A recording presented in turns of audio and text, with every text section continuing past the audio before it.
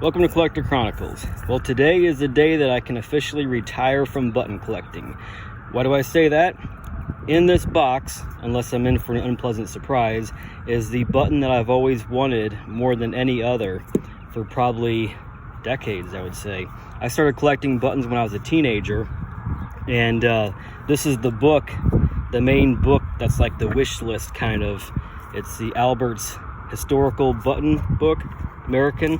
A lot of military buttons. The first quarter of the book is mainly the stuff that I like, and I found buttons relic hunting from the War of 1812 when I was a teenager, and there was buttons in here that I would look at and be like, yeah, wouldn't it be nice to find one of those? And some of the really early ones here, they were too early for me to ever find.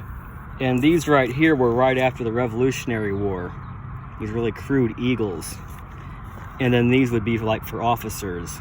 And this one right here is one that I always thought, man, I'd like to be able to find or buy that one, but I've never even seen one in person, and I knew that it was probably never going to happen. And coincidentally, I was talking with a prominent button collector who's a friend of mine, and the topic turned to, what's your favorite button of all time? And that's kind of like a tall order to fill, but this guy's got really crazy stuff, Confederate, Revolutionary War stuff, George Washington inaugural buttons. And he said that his favorite of all time was this button right here. And this is Revolutionary War officer's button, and it had a bone back with a catgut cord, the front crimped over it. One of these was actually found in a house, I think, in the early 1900s, and it's extremely rare. It's like the ultimate, American button, Revolutionary War. And I had mentioned to him that button back here was probably my favorite. So what's weird is not long after that, the button became available, and it's a long story how I was able to get it. I had to sell a bunch of my stuff in the long run to be able to get it, but it's in this box. So I've seen just photographs of it, and we're gonna open it up here. There's actually two buttons in here, and if you're a button collector or a military collector or just a history buff, this is your only chance to ever see something like this. These are the type of items you don't really ever see out and about anywhere. They're not going to be at an antique mall or anything. Most of these really high-end buttons, they pass from one collector to another. There's buttons that I have, a few of them, that if I ever decide to sell them, they're already spoken for. And it's that way with a lot of military stuff, whether it be guns or Third Reich stuff.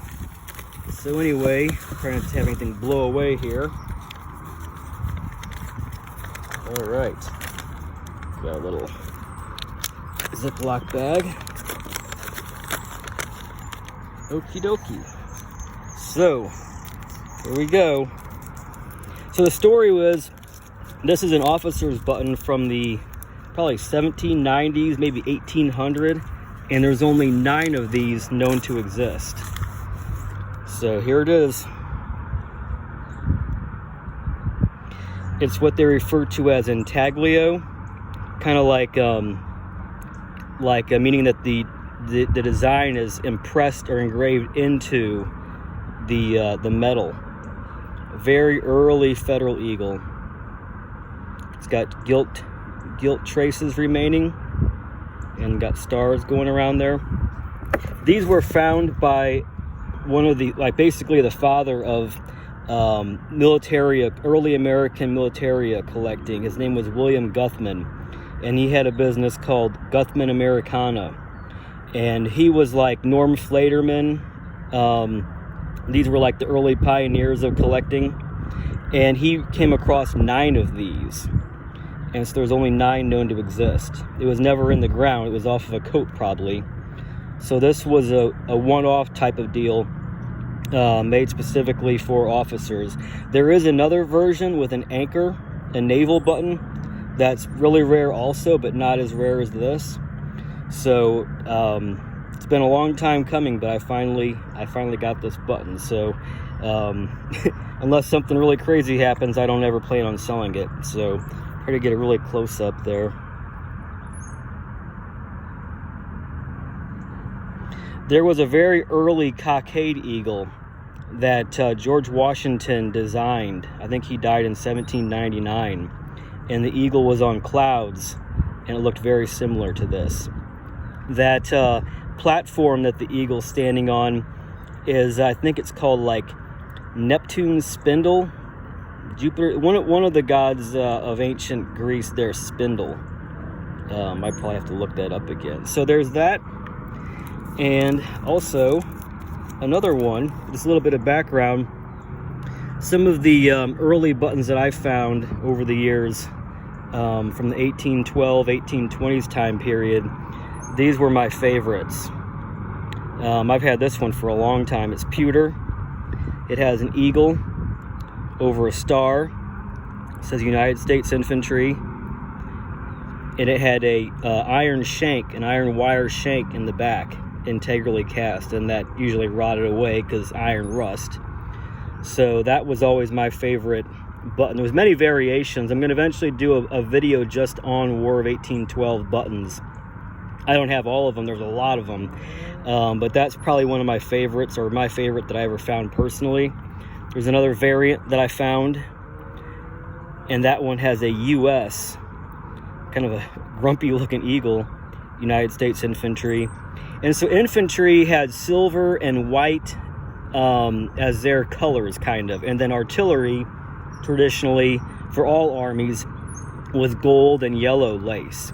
So with the enlisted men, the common soldiery, they would have had cast pewter buttons, and then officers would have had, in many cases, an identical design, but silver plated copper. Silver tends to adhere to copper pretty good as opposed to brass. So it was like maybe an early form of electroplating. What they call the back mark there has some stars and arrow points, I think. So yeah, that's like the officer version of that. So the other button that I got with this deal, with that early, they call that Federal period, which is my favorite period, is this one right here. So this doesn't say United States Infantry, has stars, but it has a US, like in cursive writing there. And then it has a back mark of like some dots. So that would be, I guess, like an officer's version of that one over the US. So now all those are together. So yeah, it's kind of funny. Some of the best items in my collection, there was like a synchronistic story kind of surrounding it, and it was just weird that I had that conversation with that guy. William Lay is his name. He's a really well-known button collector and dealer, and the gentleman that I got this button from here, these two, Robert French, I've gotten some of my best stuff from. He's a prominent militaria dealer specializing in early stuff.